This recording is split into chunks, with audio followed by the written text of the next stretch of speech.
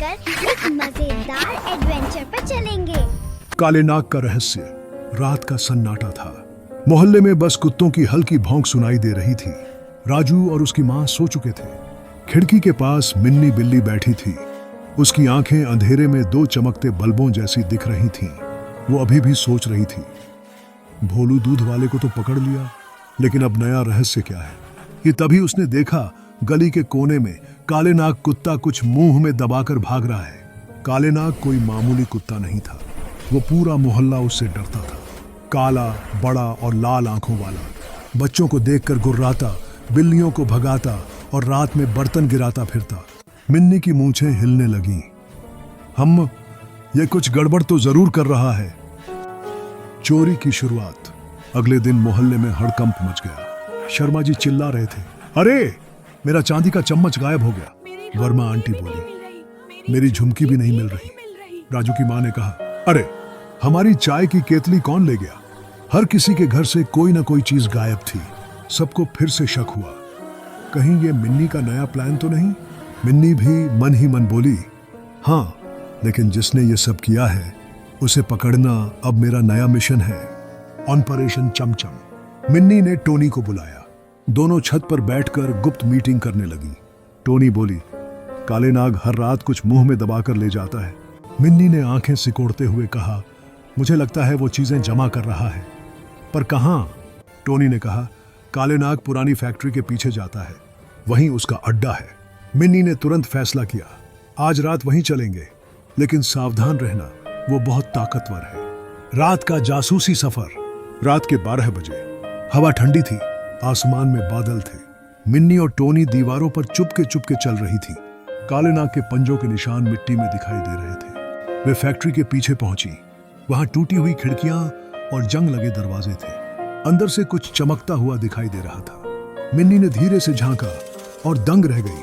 अंदर एक पुराना डिब्बा था, जिसमें चम्मच, झुमके, चाबी के छल्ले और यहां तक कि एक घड़ी भी रखी थी। काले नाग पास बैठा था और उन्हें चाट रहा था, जैसे कोई खजाना हो।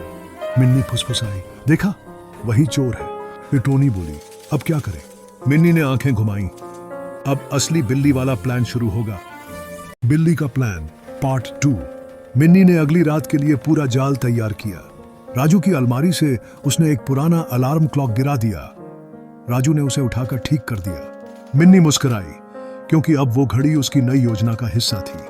उसने अलार्म को आधी रात पर सेट किया और उसे फैक्ट्री में चुपके से रख दिया। साथ ही पास में एक खाली कटोरे में दूध रखा, ताकि काले नाग का ध्यान उसी पर जाए। टोनी छत पर निगरानी कर रही थी। सब कुछ तैयार था।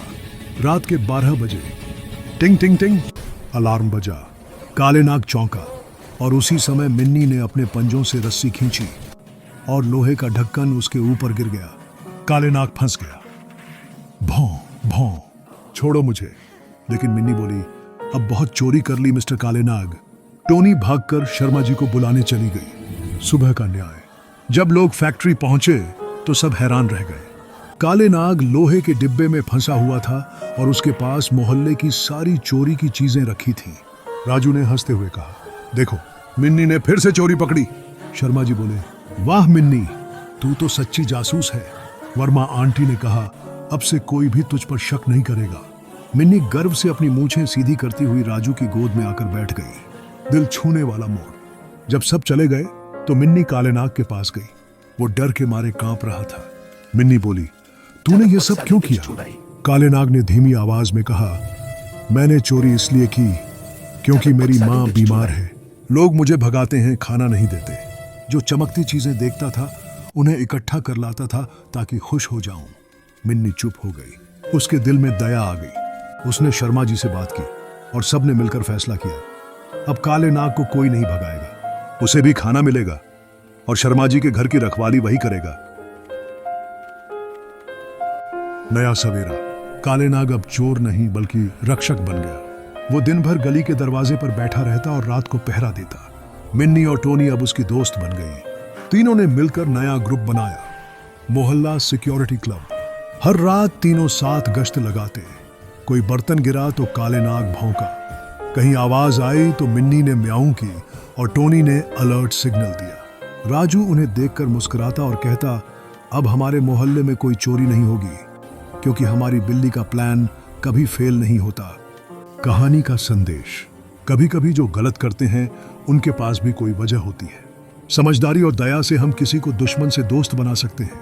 मिन्नी ने सिखाया, सच्चा हीरो वो है जो बुराई को हराए लेकिन इंसानियत को बनाए रखे।